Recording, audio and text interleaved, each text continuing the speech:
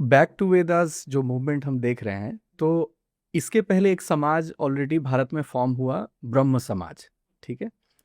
अब ब्रह्म समाज, भले आज भी आप देखेंगे राजा राम मोहन रॉय को बहुत एक बृहद समाज सुधारक के रूप में पढ़ाया जाता है, लेकिन एक बात आप मान के चलिए कि अगर किसी को बहुत बढ़ा चढ़ा करके बताया जा रहा है, तो उसका कुछ हिडन जो बोलते हैं एजेंडा के रूप में भी आप समझ सकते हैं।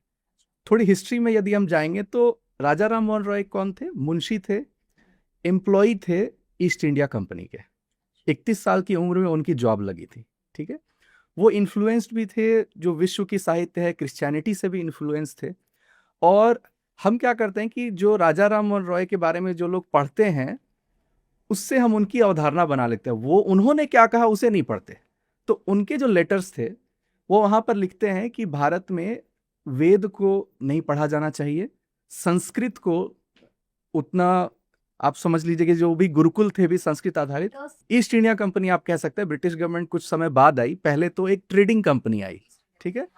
तो ट्रेडिंग कंपनी जब आई तो उनको ये पत्र लिखते हैं कि यहाँ के लोग पिछड़े हैं, बैकवर्ड हैं, वेद पढ़ रहे हैं, संस्कृत आधारित शिक्षा ले रहे हैं, तो इसे जो है बंद किया जाए।